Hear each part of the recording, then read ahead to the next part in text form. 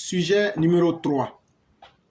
Escroquerie au sein de la Grande Muette en Côte d'Ivoire. Téné Birahima Ouattara interpellé. Nous voudrons attirer les attentions du ministre d'État, ministre de la Défense, du commandant supérieur de la gendarmerie, du régisseur de cette institution, le lieutenant-colonel Trabi, sur les escroqueries qui sont pions dans notre institution. En effet, lorsque des gendarmes sont désignés pour une mission à l'intérieur, les primes de mission sont payées comme suit.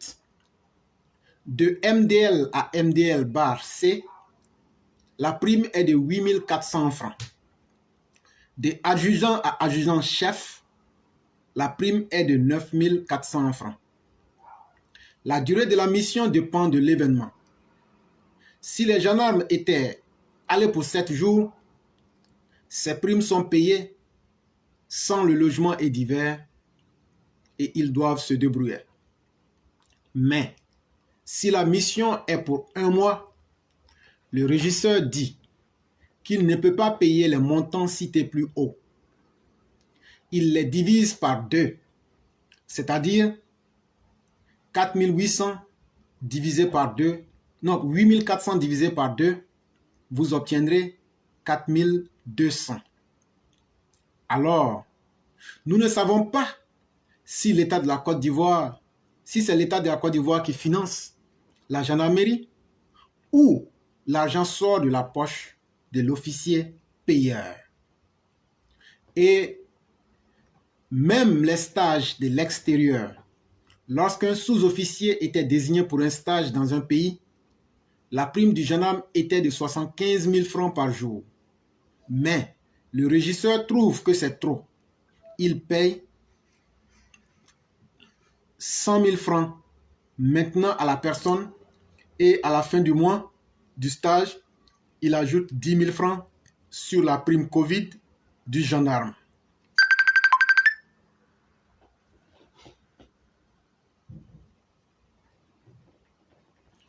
Nous souhaitons que notre ministre de tutelle et le commandant supérieur prennent des dispositions pour régler cet état de fait parce que nous souffrons.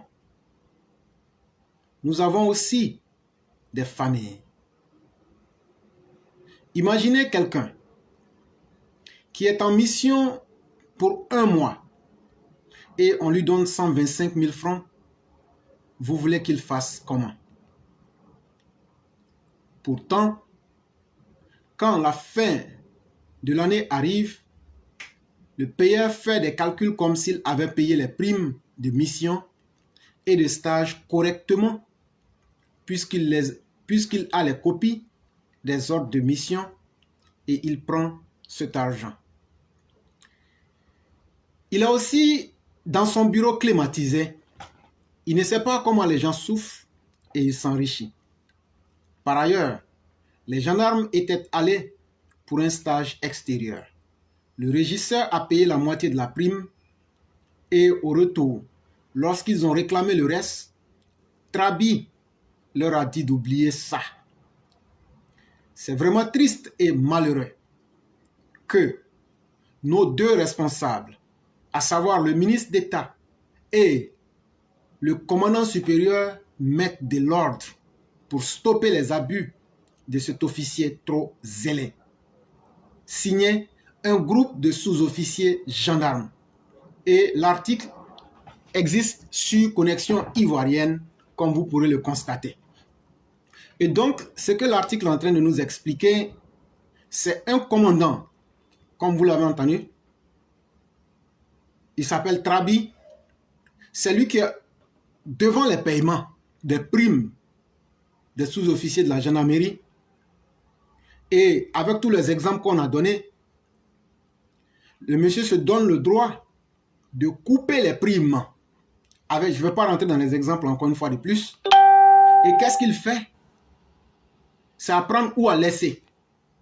Et à la fin de l'année, puisqu'il a les reçus de toutes les missions et de toutes les activités, il fait le bilan comme si tout avait été payé correctement et il prend cet argent-là qu'il met sur lui. Est-ce que le ministre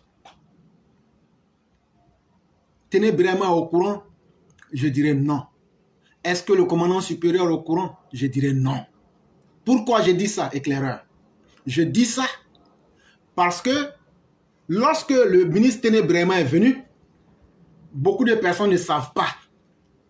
L'une des premières choses, compte tenu de sa formation de banquier, s'il y a quelque chose que lui et puis son grand frère connaissent, c'est le fonctionnement de l'argent. Et l'un des plus gros problèmes qu'il a pu arranger, c'est qu'il a assaini les finances de l'armée. Le ministre Téné Birahima a découvert des réseaux où des gens étaient payés 2, 3, 4, 5 millions par mois. Des artistes souvent, des chanteurs, des artistes chanteurs étaient payés 5 millions, 6 millions par mois sur du faux. Et ça faisait qu'il y a des milliards et des milliards qui étaient dépensés au nom de l'armée. Mais ni les militaires, ni les corps habillés, ni personne ne voyait ces sommes-là. Et ça a été le premier problème que le ministre Téné Birahima a relevé le défi et il a assaini correctement ce domaine-là. Et donc, s'il a pu faire ce gros travail-là, ne venez pas me dire, et je ne peux pas accepter qu'il tombe dans les petits calculs.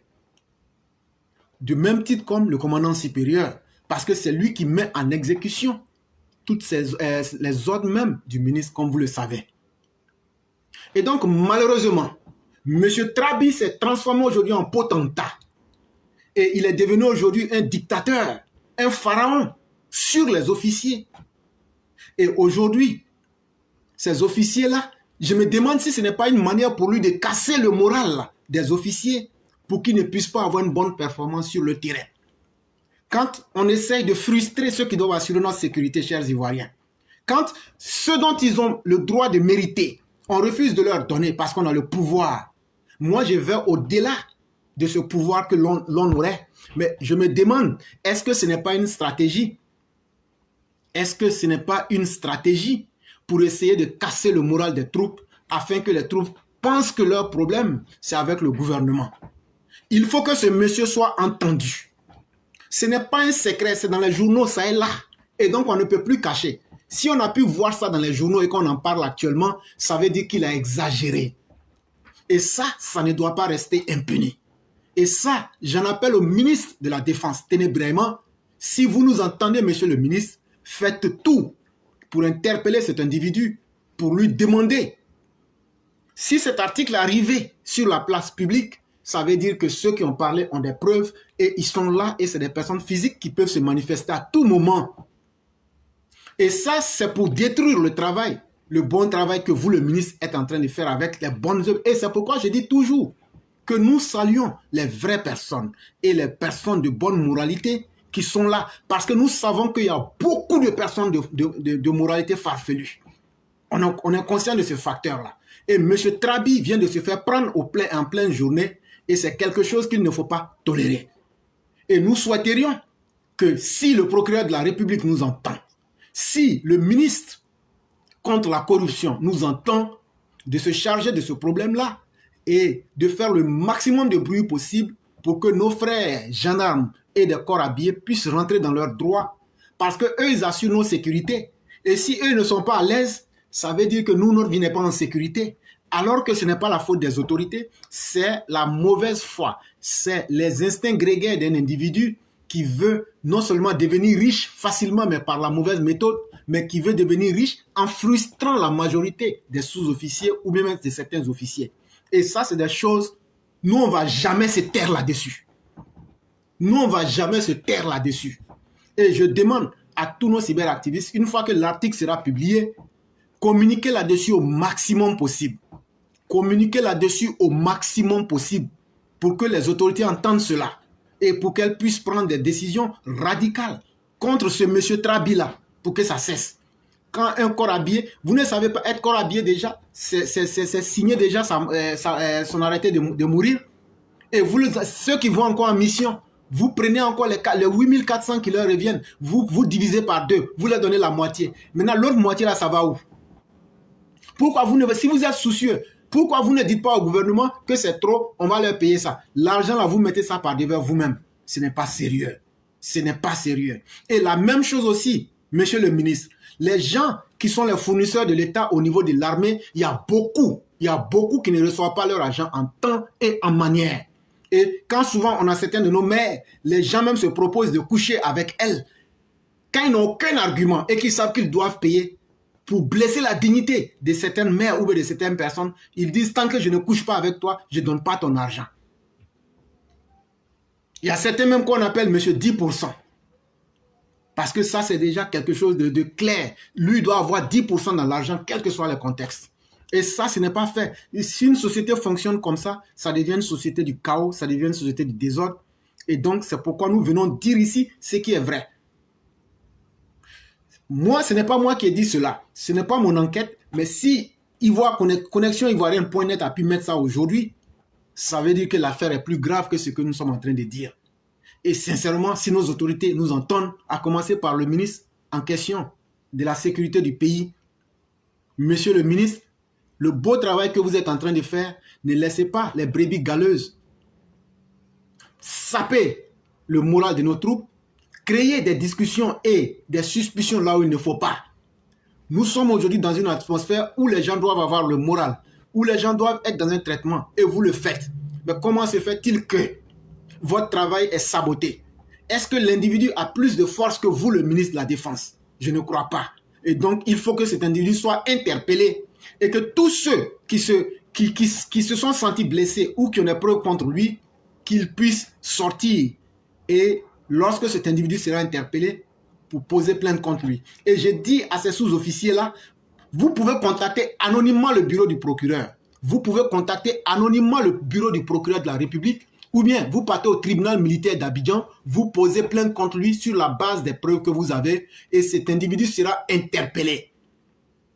Cet individu sera interpellé parce que ce qu'il a fait n'est pas du tout acceptable. C'est du sabotage du travail du président, c'est du sabotage du ministre de la Défense, c'est du sabotage même du moral de nos troupes. Et donc cet individu est en train, parce que lui veut devenir riche, il met en danger et il met en insécurité la vie même du pays.